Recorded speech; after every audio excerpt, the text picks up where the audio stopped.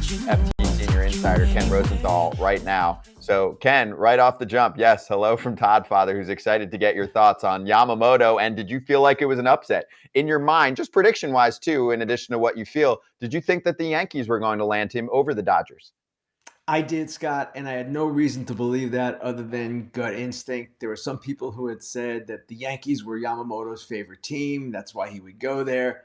So I was a little surprised, but I always say with free agency, you never know. And prediction is folly for the most part. People can ask your opinion, you can give your opinion, but I had no idea where he was going, and no one else really did either. So the fact that he goes to the Dodgers reinforces again the value of Ohtani's deal to the Dodgers and what it means to them. The fact that he essentially gave them a $68 million loan each year for the next 10 years. It's already paying off, and it's going to continue paying off for them in the future. All right. I'm going to be like Kratz. All right. Well, they just picked him up. Now what's their next move? I know it's just happened a little bit ago, but are there other moves to be made for the Dodgers? Because it seems like they're going to be fine. Guys they're like magnets right now. I want this. And vroom, vroom. What's next? Well, they still are under the highest luxury tax threshold for what it's worth. They're about, I think, 8 million or 12 million under. I can't remember the exact number. So they have room if they're paying attention to that. And I'm not even sure they really are paying attention to that. So what they would like to do is add additional starting pitching depth. Remember, Yamamoto has never pitched in the major leagues. Tyler Glasnow has a history of injuries. Walker Buehler is coming off Tommy John surgery. There are a lot of questions still in that rotation. What they could use is a reliable innings guy. It doesn't have to be a number one. It could be a number 4 or 5, but just someone you know can take the ball and pitch every 5th day or 6th day, whatever the case might be. Another possibility would be a shortstop. And they like Gavin Lux. They've been waiting on Gavin Lux, but could they maybe do something to upgrade at that position? Yes, they could. And the final thing, I sort of heard this a little bit yesterday. I don't know how much of a priority it is, would be an outfielder, a power-hitting outfielder. But my goodness, the lineup seems pretty well set. If I were them, and obviously I'm not, but the pitching would be my biggest concern still. Burns and Adames filling the need of finally a big league pitcher who makes 32 starts and the shortstop need, or are we just following a narrative like they're towing us along here? Well, Eric, that idea has been kind of kicked around for a while now, and it has made a lot of sense from the very beginning. The question is which way the Brewers go. And that's the one thing that I've been having a hard time getting a grasp on, and frankly, they've had a hard time getting a grasp on themselves. They've changed, it seems to me, from my reporting perspective, a few times this offseason on how they want to approach this. And the latest I've heard, and I wrote this the other day, is that the owner, Mark Attanasio, is kind of disinclined to trade either guy right now. Prefer to go into the season, see what they can do. If they do not contend in the NL Central, well then obviously, yes, you could trade Burns at the deadline, Adames at the deadline, and at least in Burns' case, probably get as much as you would in the offseason because of the need at the deadline and the lack of free agents available as well.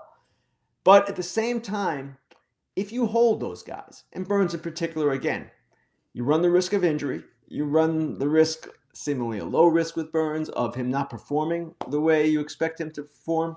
And then if you do contend, you take those guys to the end of the season. You get only a draft pick in return if you make them a qualifying offer. They already are not going to get a draft pick for Brandon Woodruff, whom they non-tendered. So long term, it still seems to me it's in the Brewers' best interest to max out on Corbin Burns right now. They're not going to sign him. He said that as much on your show a couple of days ago.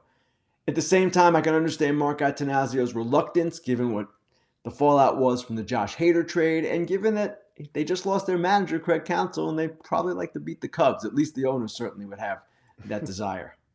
That's great. What would be the Yankees' backup plan now? They didn't get Yamamoto. Are they going to go for a reliever like a Hader or a Hicks? Like, is there something where, they need another guy, I would assume, on the mound here too to be a starter. So what do you think their backup could be? They definitely need another starting pitcher, and the same type that I just described for the Dodgers, maybe a little bit better. Someone who can eat innings that you can trust. Rodon hurt a lot last year. Cortez hurt a lot last year. Clark Schmidt, still probably a back-end guy at this stage of his career. So they have a couple of different ways they can go here. They've talked about a reunion with Montgomery. At least internally, they've discussed that. Shota Imanaga is another Japanese pitcher that is well regarded, not Yamamoto level, but someone that they would be interested in, I would think.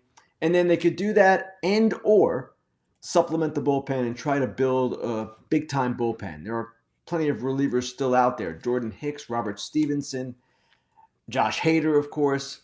So that's another way they could go, but there's no question they need pitching.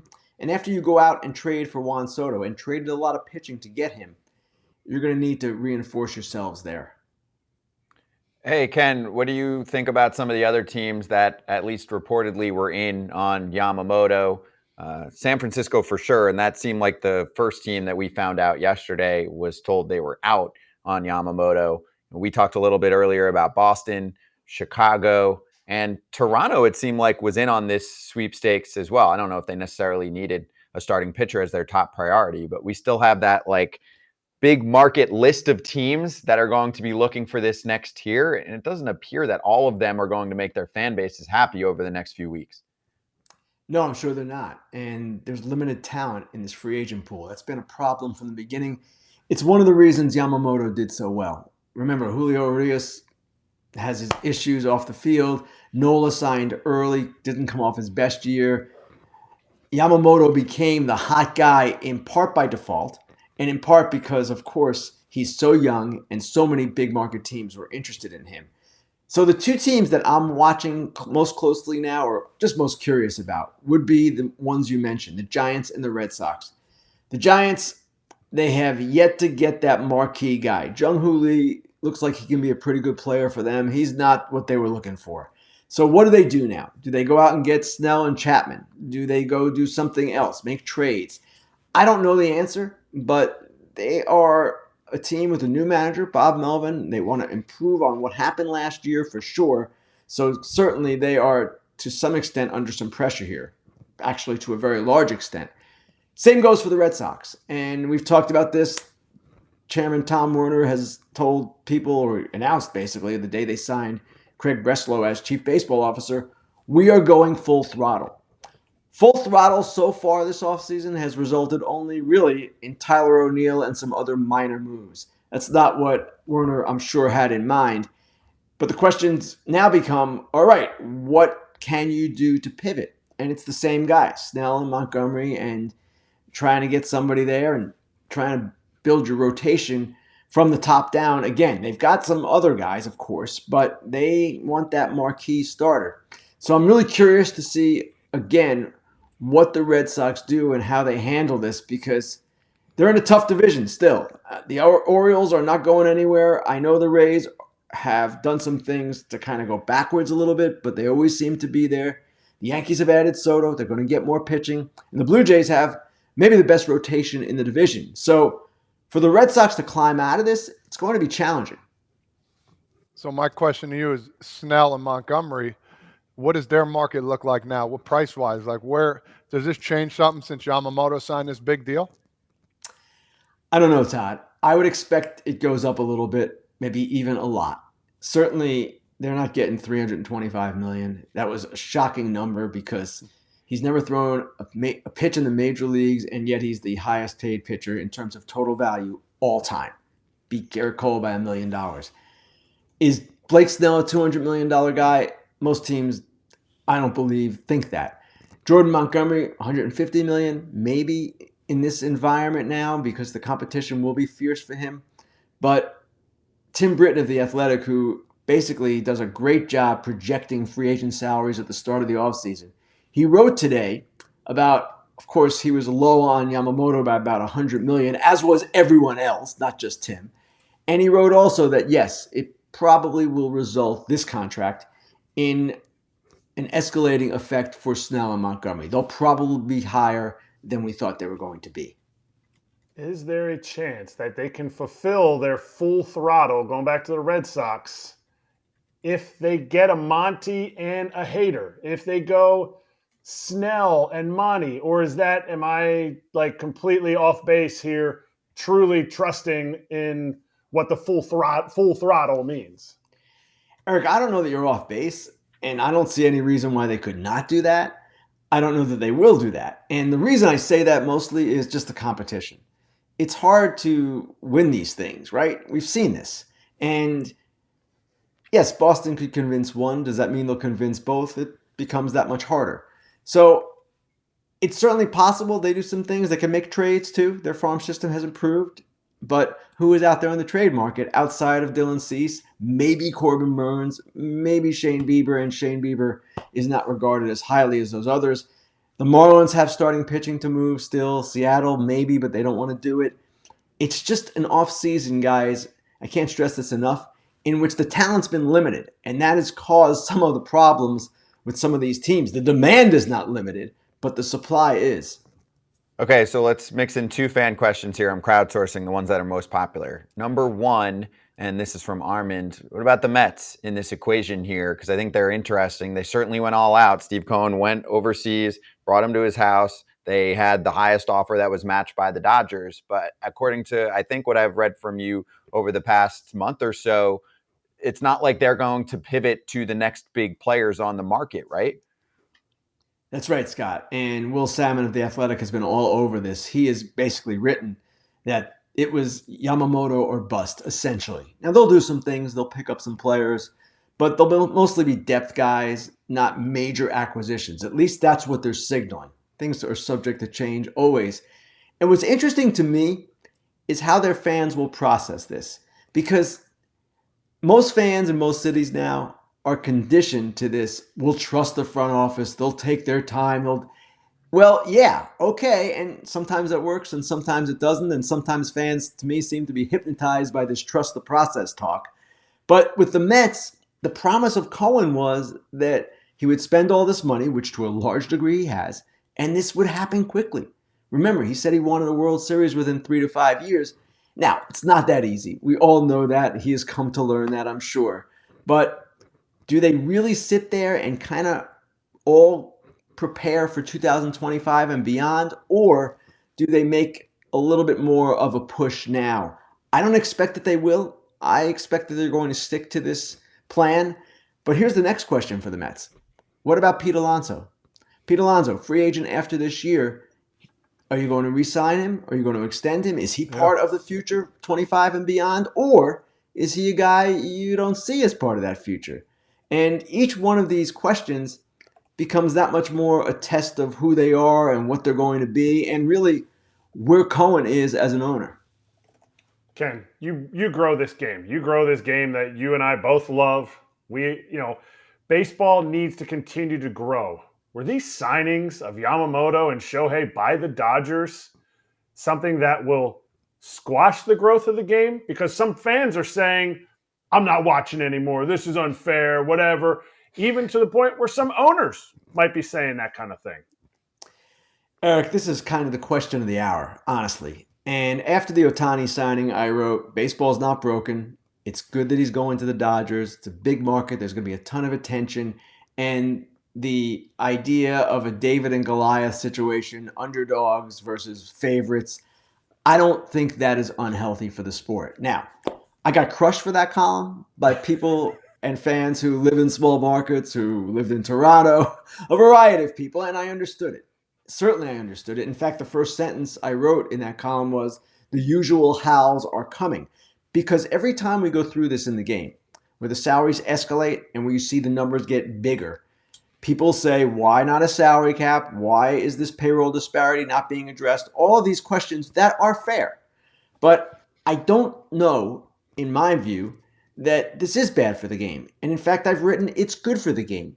It's good, one, because all of this attention is mounting. And also, I do believe that with the payroll disparity as it is, it does not always result in competitive disparity. We've seen this time and time again. Now, is it tougher for low revenue teams to sustain it? There's no question about that. Is it tougher for low revenue teams to compete on a yearly basis? I would suggest that's probably the case. But let's see. The Arizona Diamondbacks made it to the World Series last year. The playoffs are more random now because they've been expanded. It's not a hopeless situation if you're a well-run franchise. Now, does that mean that nothing should change and nothing should be addressed in the future? No, I'm not saying that. But what I am saying is that the Dodgers, even right now, look at the Dodgers. And I mentioned this earlier. Glasnow, injured a lot. Buehler, coming off Tommy John. Yamamoto, a mystery until we see him do it in the major leagues. They are not a sure thing. The Padres, the Mets, the Yankees, all were not sure things last year. So while I hear the fans and I understand where they're coming from, and when they want to call me tone deaf and all that, that's all fine. I still believe that the situation is not as dire as some of the low market teams or small market teams would have you believe. Maybe they need to be run a little bit better in some cases. So I'm not diminishing the problem. The problem is there. This problem has been historically there in baseball. But what I am saying is the game with the pitch clock coming in and with all this attention, it's not in a bad place. It's in a good place. Not perfect, can be fixed, no question. But overall, I like where we are. Yeah, I agree, Ken. And this is a way for some owners and teams to kind of just hide behind problems, which always enables owners to keep more money in their pockets. And that's a big topic with the TV contracts going on right now. But I think people should remember that there are significant levers in place in our game right now. Luxury tax for some teams serves as a salary cap.